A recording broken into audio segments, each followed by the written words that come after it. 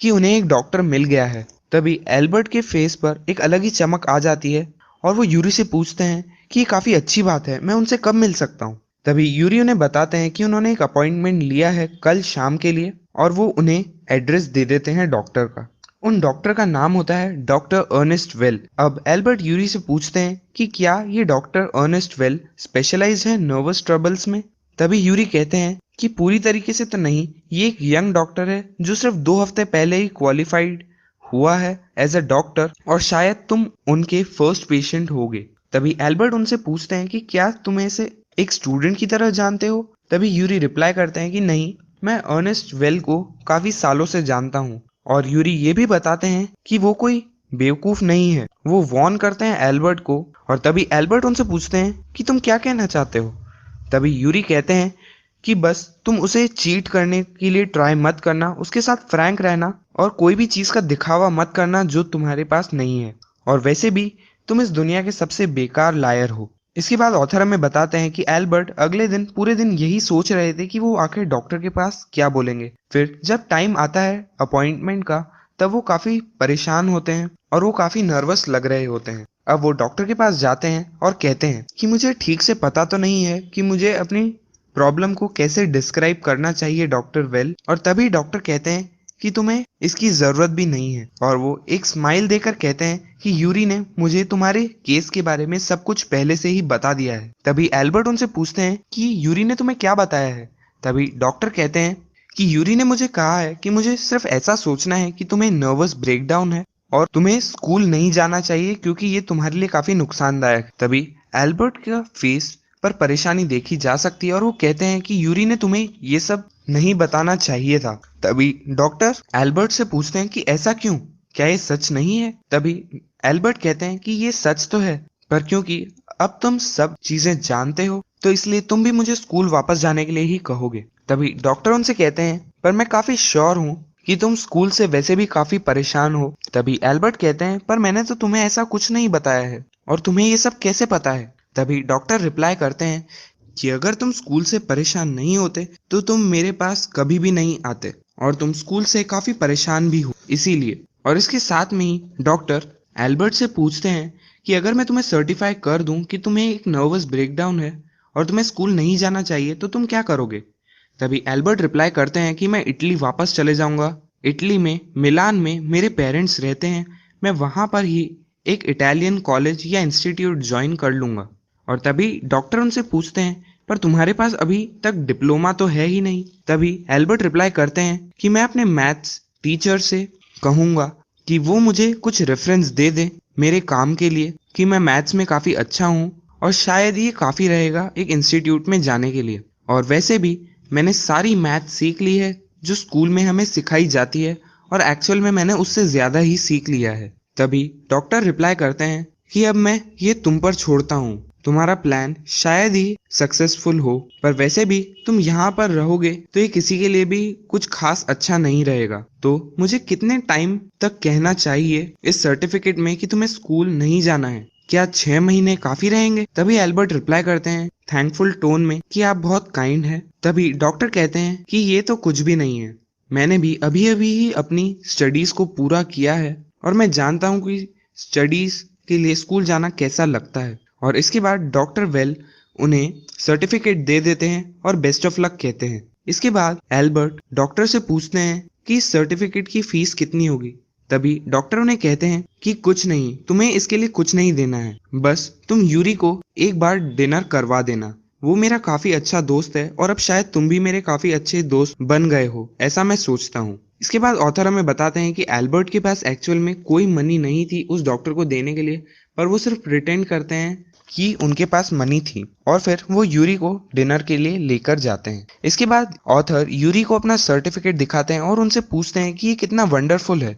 तभी Yuri reply करते हैं हाँ, ये काफ़ी अच्छी बात है और 6 महीने काफ़ी अच्छा टाइम पीरियड है, और इस तरीके से तुम एक्चुअली स्कूल को नहीं छोड़ रहे हो, और बुरी से बुरी कंडीशन में ज़्यादा से ज़्यादा क्या होगा, सिर्फ तुम्हें स्कूल ही वापस आना पड़ेगा और अपना डिप्लोमा कंटिन्यू करना पड़ेगा। तब एल्बर्ट कहते हैं कि मैं इस प्लेस पर वापस कभी भी नहीं आऊँगा, ये सर्टिफिकेट मैं कल हेड टीचर को दिखा दूंगा और इसके बाद ये स्कूल की स्टोरी यहीं पर ख़त्म हो जाएगी। तभी यूरी उन्हें रिमाइंड करते हैं कि पर इस एक्साइटमेंट में अपने मैथ्स टीचर से एक रिटन रेफरेंस लेना मत भूल जाना। इसके बाद एल्बर्ट अगले दिन अपने मैथ्स टीचर के पास जाते हैं जिनका नाम होता है मिस्टर कोच। वो विलिंगली एल्बर्ट को एक रेफरेंस दे देते हैं जो एल्बर्ट को चाहिए होता है और वो कहते हैं कि तुम्हारे रेफरेंस में मैं ये लिख दूं तो चलेगा कि अब मैं एल्बर्ट को और कुछ भी नहीं पढ़ा सकता हूँ और अगर थोड़े टाइम अगर और वो यहाँ पर रहेगा तो शायद वो ही मुझे पढ़ाने लग जाए। क्या ये सही रहेगा? तभी एल्बर्ट कहते हैं कि आप काफी ज्यादा बोल रहे हैं सर। तभी मिस्टर कोच कहते हैं पर ये सच बात है, चलो ठीक है मैं रेफरेंस थोड़ा सीरियसली बना देता हूँ। इसके बाद भी मिस्टर कोच काफी अच्छा रेफरेंस एल्बर्ट को दे देते हैं और वो रेफरेंस में ये भी कहते हैं कि एल्बर्ट पूरी तरीके से तैयार है एक कॉलेज में या एक इंस्टीट्यूट में एडमिशन लेने के लिए और हायर स्टडीज कंटिन्यू करने के लिए मैथमेटिक्स में। और इसके बाद मिस्टर कोच एल्बर्ट से कहते हैं कि मुझे काफी दुख हो रहा है कि तुम हमें छोड़कर जा रहे हो, पर वैसे भी तुम यहाँ पर रहकर भी अपना टाइम वेस्ट ही करते मेरी क्लास में। तभी एल्बर्ट कहते हैं कि ऐसी बात नहीं है, सिर्फ आपकी ही मैथ्स क्लास है जिसमें मुझे लगता है कि मैं अपना टाइम वेस्ट नहीं कर रहा हूँ इस पूरे स्कूल में, पर आपको कैसे पता कि मैं स्कूल छोड़कर जा रहा हूँ? तभी मिस्टर कोच कहते हैं कि अगर तुम स्कूल छोड़कर नहीं जा रहे होते तो तुम मुझे कभी भी ये रेफरेंस देने के लिए नहीं कहते।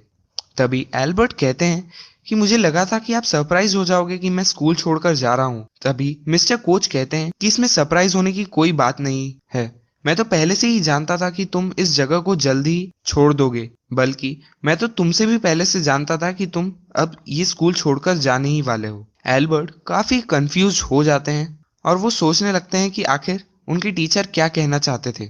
एक्चुअल में मिस्टर कोच ऐसा इसलिए कहते हैं कि एल्बर्ट ऑलरेडी सारी मैथ्स जानते थे स्कूल की और जल्दी ही वो इस स्कूल को इसलिए छोड़ देते क्योंकि अब इस स्कूल में ऐसा कुछ नहीं था इस सब्जेक्ट में जो वो अब पढ़ सकते थे और अब आगे अपनी स्टडीज मैथ्स में कंटिन्यू करने के लिए उन्हें किसी और इंस्टीट्यूट में जाना ही पड़ता। इसके बाद ऑथर बताते हैं कि हेड टीचर एल्बर्ट को अपने कमरे में उसी टाइम पर बुलवा लेते हैं। तभी एल्बर्ट सोचते हैं कि अच्छा हुआ हेड टीचर ने मुझे अपने कमरे में ही बुलवा लिया, इससे मेरा काफी टाइम बच जाएगा और मुझे 1-2 घंटे तक उनके रूम के बाहर वेट नहीं करना पड़ेगा। जब एल्बर्ट अपने हेड टीचर के रूम की तरफ जा रहे थे तब उन्हें लग रहा था कि शायद उन्हें वापस से पनिश किया जाएगा उसके लेजीनेस के कारण या फिर उनके खराब काम के कारण, जैसे होमवर्क न करके आना या टीचर्स के साथ बहस करना।